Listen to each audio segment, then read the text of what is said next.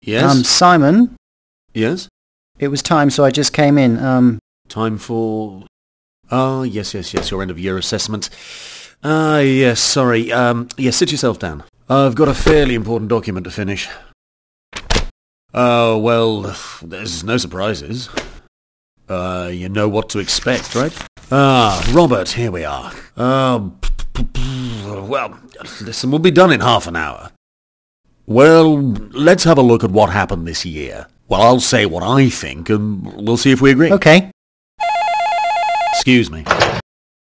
Hello? Well, that's not my problem, surely. Well, no, that's Franklin's file. You passed it to him. This has been going on for 2 months. Well, I don't know what he does with it.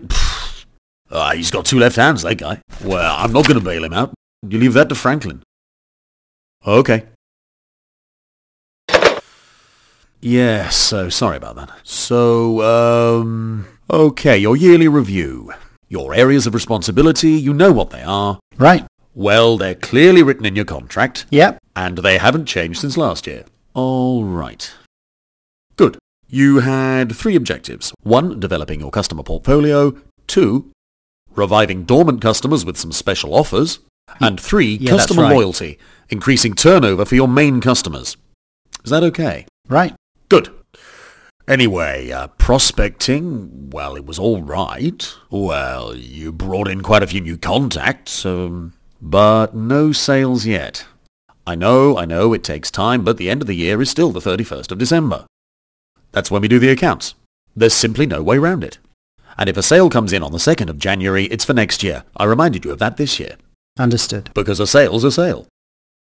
You see, that's your problem. You're always too slow in approaching the customer. But that we'll talk about in your objectives for the year. So yes,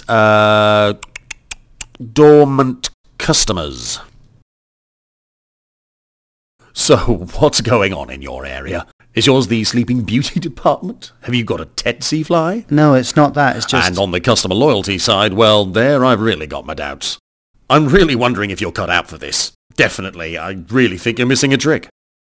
Why are you saying that? For my 6 main customers, I increased turnover you see, it's like your relationship with the rest of the team. You've made no effort. No effort at all. Several people in the team think you're pretty much a loner. That connecting with you is difficult. You know, team spirit is very important. Even on your own, facing a customer, you can't make it alone. It's been proven. A loner? Who told you that? Well, I'm not going to tell you who said it. Besides, I noticed it too. But why do you say that? No particular reason, it's just a gut feeling. A feeling? You should give me some concrete examples if you want me to improve. You see, that's the problem with you. You always have to dwell on the bloody facts. Believe me, I've got years of experience as a manager. If I tell you I feel something, it's because it's true. I'm telling you for your own good. No offence, on the contrary. There's no need to get emotional, it's just the 2 of us. Well, let me reassure you, I'm watching your back, eh? You'll see, you'll make it with my help. But believe me, you'll have to pull your weight. Anyway, to sum up, well, good on the prospects, okay? Even if they still have to become customers. On special offers and loyalty, granted, I didn't really give you enough support this year. It's slightly my fault. We'll sort it out. We'll talk about it in a moment. Any thoughts on the appraisal?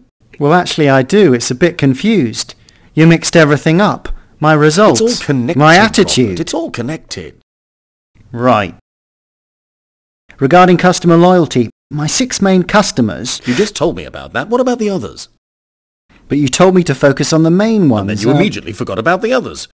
You made some on the first 6 and then forgot about the others. And you're saying this based on what figures? And the activity reports here, I made some calculations. They're not brilliant. But don't get attached to the figures. It's your attitude that will help you to fly. Okay, then let's talk about my attitude. If you don't mind, we'll talk about that when discussing your objectives. No use dwelling on the past, it's the future I care about. So we agree on the appraisal. Well, I suppose. Good. I prepared your objectives, but first of all, tell me how you see the coming year. Well, first of all, as we already discussed, I would really like to be moved to key accounts. All and right, I'd sure. like gradually to start working on multiple or high potential accounts. And also, I'd like to attend the key account negotiation course. Well, that's for people who've been in key accounts for years. Needn't concern you. All right then. Well, as I remember you saying earlier, I'd like to work with a partner to share best practices. Well, working with a partner's not very cost effective. I can't double the whole sales force. Well, of course not all the time, but if we could then... No, that's not the solution. We'll talk about it later on. Was there anything else? No, but if I could get to key accounts by the end of the year... Look, that doesn't depend on me, you know that. That depends on the directors. There, my hands are tied. But it does really depend on you. Yes, on your results, on your attitude. We'll talk about it later on with your objectives. For this year, you'll have the same objectives that you had last year. They look fine to me. So here you have the figures, and they're the same, so no surprises there. So in relation to that, let me remind you that the 6 biggest accounts must grow, but not to the detriment of the others. I didn't specify it last year because I thought it was fairly obvious.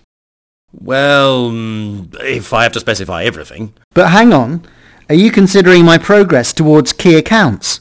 I must learn, visit more important customers. We could change my portfolio. Your portfolio? Well, of course, it will remain the same. But if you haven't taken off as a salesperson, you won't make any progress. Anyway, I told all the people in the team who want to progress to show their determination and their ability to take on new responsibilities. You understand there isn't space for everybody. We will have choices to make. You've got to move if you want to progress. See, look at me. I was in training for 8 years before taking on the team. So I want you to do a competition analysis on all the sales and promotions in our area. You'll be a liaison for the whole team. It'll help you to integrate. But that's going to be a huge job. If you do it regularly, it's just a habit you'll get into. You'll do a progress report every month. It'll help me focus my sales activity. Of course, in general, I know what needs to be done, but sometimes I just need a few things confirmed. That's where you come in. I'll put it into your objectives. Is that all right? Well, I think we've covered everything. I'll repeat and redefine last year's objectives and add in the competition analysis. Progress-wise, it's down to you to prove yourself. And rest assured, I'll be available to coach you this year, and we'll be having regular meetings.